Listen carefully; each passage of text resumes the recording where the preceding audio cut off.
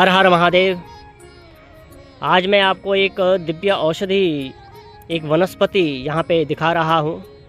इसके बारे में मैं बता रहा हूँ, आप इसको अच्छी तरह से देखें। बहुत ही दिव्य वनस्पति है, बहुत दिव्य एक वनस्पति है। तंत्र जगत में तो उसको बहुत ही ज़्यादा इसको मान्यता दी गई है, बहुत ज़्यादा इसके तंत्र जगत में प्रयोग भी हैं। कई प्रकार के प्रयोग तंत्र में, आगम ग्रंथों में इसके हैं। आयुर्वेद में भी बहुत ही दिव्य इसके औषधियों का निर्माण इससे होता है और इसका बहुत ज़्यादा प्रचार और प्रसार भारत में है। लेकिन इसके कई गुण ऐसे हैं जिनको बहुत लोग फिर भी जानते नहीं हैं। आज मैं इसी के बारे में आपको जानकारी दूंगा। जो इस वीडियो को देख रहे हैं, कई लोग इसको पहचानते भी होंगे। अभी ये छोटा सा पौधा है, अभी ये धीरे धीरे बड़ा होगा, फैलेगा काफ़ी। तो हमारे देखो, इस वनस्पति को पुटकंडा भी कहते हैं कई जगह भारत में, इसको लटजीरा भी कहते हैं, इसी को अपामार्ग भी कहते हैं। ग्रहों में बुध ग्रह का जो वनस्पति है, जो वृक्ष है, पेड़ है, जो पौधा है, तो बुध ग्रह के लिए इसका प्रयोग किया जाता है। लेकिन आज मैं आपको आयुर्वेद की दृष्टि से आयुर्वेद का एक बहुत ही दिव्य प्रयोग बताता हूँ। इसको बहुत आप कर सकते हैं। इस प्रयोग को बहुत लोगों ने किया है और आप भी इस प्रयोग से लाभ प्राप्त कर सकते हैं। बहुत सरल प्रयोग है और ये मैं इसलिए दिखा भी रहा हूँ ताकि आपको पहचान हो जाए। इस प्रकार से यह पौधा होता है। यह प्रयोग उन लोगों के लिए है जिनकी संतान उत्पत्ति में दिक्कत आ रही है, बाधा आ रही है, जिनकी शुक्र धातु कम है, जिनका वीर्य नहीं बन पाता, जिनके वीर्य में कमी होने के कारण जिनको संतान उत्पत्ति में बाधा आती है।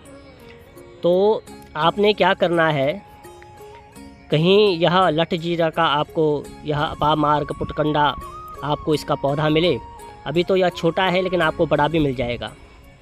तो आपने क्या करना है, देखो जैसे इसके आप देखें, यह एक इस पे ऐसे कांटे से होते हैं और इस पे जैसे चावल के दाने, इसकी जो इस प्रकार के जो ये हैं, अब इसको देखें यहाँ से, ये कांटे हैं, इनको आपने ऐसे, जब ये बड़ा पौधा आपको कहीं मिले तो इसको आप निकाल लें।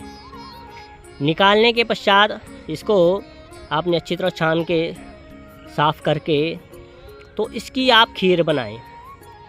इसके चावलों की, इस अपामार्ग के चावलों की अगर आप खीर बना के खाते हैं, यह बहुत ही शक्तिवर्धक होता है, पौरुषवर्धक होता है, पौरुष तत्व को यह बढ़ाता है और वीर्य को बहुत ही ज़्यादा यह बढ़ाता है और गाढ़ा भी करता है। शुक्र धातु को बढ़ाने के लिए यह रामबाण एक साधन है, उपाय है। तो जिनको शुक्र धातु कमज़ोर है, जिसके कारण संतान उत्पत्ति में बाधा आ रही है, तो आप इस पौधे की खीर के, इस पौधे के जो ये कांटे हैं, चावल हैं, इन चावलों की आप खीर बनाएं और इसको लगातार खाएं। थोड़ा थोड़ा खाना है इसको, आप इसको सेवन करते रहें। आप देखना कि बहुत दिव्य, बहुत दवाइयाँ खा के, बहुत औषधियों का आपने सेवन करके आपको वह परिणाम नहीं मिलेगा।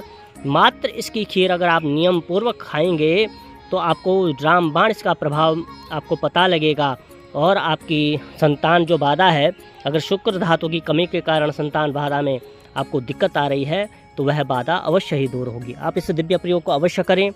इसलिए मैं इसको पौधे को आपको बार बार दिखा भी रहा हूँ। या इस प्रकार का पौधा होता है, आपने थोड़ा बड़ा पौधा लेना है, मिल जाएगा आपको यत्र तत्र भारत में, सर्वत्र यह पाया जाता है। तो शुक्र धातु को मजबूत करने के लिए, पौरुष तत्व को बढ़ाने के लिए, संतान उत्पत्ति के लिए यह पौधा बहुत ही दिव्य रामबाण प्रयोग इसका होता है। इसके कई तंत्र प्रयोग भी हैं, फिर कभी मैं इसके तंत्र प्रयोगों की चर्चा भी करूँगा, बताऊँगा। लेकिन संतान उत्पत्ति के लिए शुक्र धातु की कमी के कारण अगर कोई परेशान है तो इसके चावलों की खीर अगर आप खाएंगे तो आपको अलौकिक इसका लाभ प्राप्त होगा। माँ भगवती आप सबका कल्याण करे। हर हर महादेव।